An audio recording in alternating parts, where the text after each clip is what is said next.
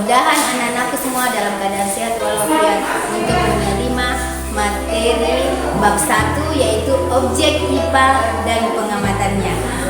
Dalam materi ini, di bab 1 ini kita akan mempelajari tentang pengamatan, pengukuran, besaran, dan satuan.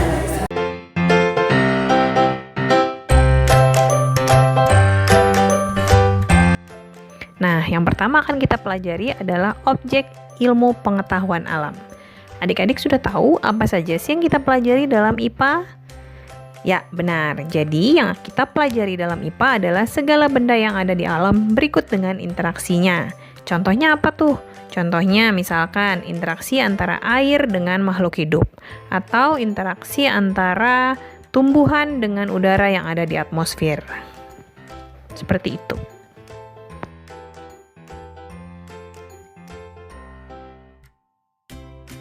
Selanjutnya kita akan belajar mengenai pembagian ilmu dalam IPA. Yang pertama, fisika yang mempelajari tentang unsur-unsur penyusun alam dan gaya yang bekerja di dalamnya. Selanjutnya ada juga ilmu kimia yang mempelajari mengenai penyusunan dan perubahan zat-zat. Lalu ada juga ilmu biologi yang mempelajari mengenai makhluk hidup. Dan yang terakhir adalah geologi dan astronomi yang mempelajari lapisan penyusun bumi, atmosfer, serta antariksa. Selanjutnya, kita akan belajar mengenai pengukuran. Apa itu pengukuran? Pengukuran adalah kegiatan membandingkan suatu besaran yang diukur dengan alat ukur yang dipakai sebagai satuan. Sementara besaran sendiri apa? Besaran adalah sesuatu yang dapat diukur. Nah, kalau satuan itu adalah sesuatu yang digunakan sebagai pembanding dalam proses pengukuran. Ya, jadi adik-adik harus bisa bedakan antara besaran dan satuan. Lalu, kalau begitu kita harus tahu juga apa saja sih alat-alat yang digunakan untuk mengukur dalam proses pengukuran. Dan apa saja sih besaran-besaran serta satuan-satuan yang akan kita pelajari dalam ilmu pengetahuan alam. Nah, sekarang kita akan belajar mengenai besaran dan satuan pokok.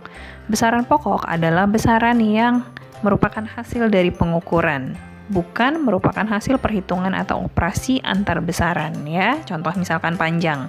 Panjang itu kita peroleh dengan cara mengukur dan dengan alat ukur, bukan merupakan hasil dari perkalian atau pembagian antar besaran ya. Jadi ada 7 nih besaran pokok, yaitu panjang, massa, waktu, kuat arus listrik, suhu, intensitas cahaya, dan jumlah zat.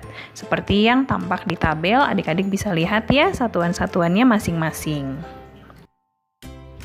Nah, selanjutnya kita akan belajar mengenai besaran dan satuan turunan ya. Kalau besaran turunan itu adalah besaran yang merupakan hasil operasi dari besaran pokok dengan besaran pokok lainnya. Contoh yang nomor 1 itu adalah luas. Luas adalah hasil dari operasi perkalian antara panjang kali lebar, di mana lebar dan panjang itu sama-sama satuannya meter. Panjang dikali lebar, meter dikali meter, maka satuannya adalah meter persegi. Nah, adik-adik bisa simak besaran turunan yang ada di tabel dari 1 sampai 10 ya. Selanjutnya kita akan simak alat-alat ukur apa saja yang biasanya digunakan dalam proses pengukuran dalam ilmu pengetahuan alam. Yang pertama, untuk mengukur panjang biasanya kita menggunakan mistar atau meteran, atau ada juga yang namanya jangka sorong ya. Jadi mistar, meteran, jangka sorong itu adalah alat ukur yang biasanya digunakan oleh kita, peneliti atau ilmuwan-ilmuwan untuk mengukur panjang. Selanjutnya, untuk mengukur massa, kita menggunakan neraca atau timbangan. Nah, neraca ini ada macam-macam ya. Ada neraca digital, ada neraca yang biasa digunakan untuk mengukur berat badan, ada neraca-neraca untuk mengukur bahan-bahan kue, dan lain sebagainya. Selanjutnya, ada juga alat ukur yang biasa kita gunakan untuk mengukur waktu. Nah, alat ini biasa sering digunakan oleh guru-guru olahraga untuk menghitung kecepatan kita dalam melakukan lari jarak pendek misalnya ya. Itu namanya adalah stopwatch ya. Jadi stopwatch adalah alat ukur yang biasa digunakan untuk mengukur waktu. Ada yang ingat satuan waktu apa?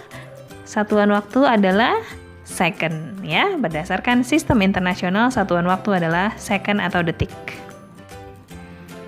Selanjutnya alat untuk mengukur suhu atau temperatur ya. Nah, ini biasanya banyak digunakan oleh dokter atau perawat-perawat untuk mengukur suhu tubuh kita ya. Namanya adalah termometer. Nah, termometer juga ada banyak nih macam-macam. Ada yang digunakan untuk mengukur suhu tubuh, ada yang digunakan untuk mengukur suhu ruangan, dan ada pula yang mengukur cairan atau suhu makanan ya. Selanjutnya ada juga alat yang biasa kita gunakan untuk mengukur kuat arus ya, namanya adalah ampermeter. Satuan kuat arus listrik itu adalah ampere. Jadi, alat untuk mengukur kuat arus listrik kita namai ampermeter ya. Mungkin alat ini masih jarang kalian lihat karena biasanya ampermeter ini digunakan untuk orang-orang atau para ahli-ahli yang menguasai listrik. Berikutnya kita akan belajar mengenai satuan ya. Jadi satuan itu terbagi menjadi satuan baku atau satuan standar dan satuan tidak baku. Satuan baku adalah satuan yang diakui secara internasional, biasa disebut sebagai satuan internasional atau disingkat sebagai SI ya. Satuan internasional tadi bisa adik-adik lihat di tabel besaran dan satuan pokok tadi ya. Contohnya, kalau panjang satuannya meter, kalau waktu satuannya second, kalau arus listrik satuannya adalah ampere. Nah, itu adalah contoh-contoh satuan baku atau satuan standar.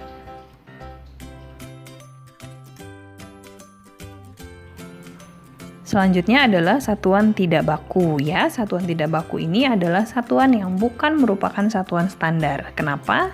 Karena hasil pengukuran dari masing-masing orang mungkin berbeda-beda. Contoh, jengkal. Jadi misalkan kita mengukur panjang dengan satuan jengkal atau satuan hasta, atau seperti orang-orang di Eropa dan di Amerika sana kadang mengukur panjang dengan menggunakan satuan kaki ya. Jadi misalkan tinggi orang itu adalah 7 kaki. Nah, kaki orang itu kan berbeda-beda panjangnya sehingga biasanya mungkin hasil pengukurannya berbeda-beda. Kenapa? Karena jengkal, hasta, atau kaki setiap orang ukurannya berbeda-beda. Itulah sebabnya mengapa disebut satuan tidak baku. Oke adik-adik, selesai sudah materinya. Semoga bermanfaat. Terima kasih untuk yang sudah menyimak. Semangat terus belajarnya.